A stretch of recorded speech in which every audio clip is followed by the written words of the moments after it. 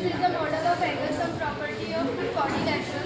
Angle sum property of a quadrilateral state that the sum of all the angles of quadrilateral is 360 degrees.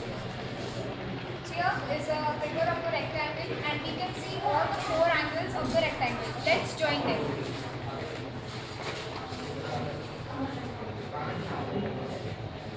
See, after joining we can see that after joining the all angles of the rectangle we get a perfect circle which is of 360 degrees. It proves that angle sum property of the rectangle states all angles of the quadrilateral is 360 degrees. Yes.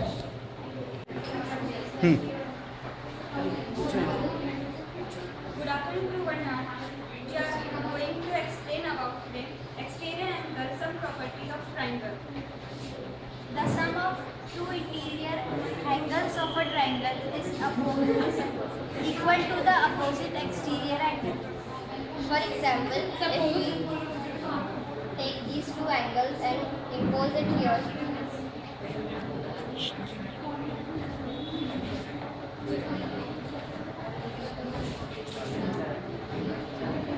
then we find that these two angles is equal to the exterior angles. This is the exterior angle property. Thank you. In this, the sum of all angles of a triangle is 180. So here we see that there are three angles of a triangle which measure 60 degrees each. So if we put these three angles of the triangle together, it makes an angle of 180 degree, which makes a semicircle. So here it proves that the sum of all the angles of a triangle is 180 degree. Thank you, sir. Good afternoon to one. Today, this is the model of Pythagoras theorem. So we are going to explain about this.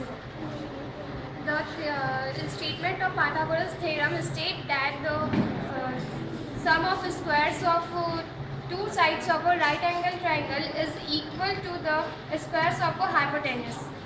in this right angle triangle, these two sides are called the legs of the right triangle and this is the hypotenuse. According to the Pythagoras theorem, the square of this side, that is the area of this square, and plus the area of this square is equal to the area of the square of the hypotenuse.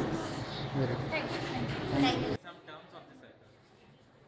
This is the line joining joining to the 2 points at the boundary of the circle, which is known as the chord, and the point the line which is joining to the point and the boundary of the chord is known as the radius. The largest chord which passes through the center of the circle is known as the diameter of the circle, and this chord divides the circle into two parts, which is known as segment. And this area, which is the minor segment, and this is the major segment, and the sector is the bounded by the radius and the chord of the circle. Thank you. क्यों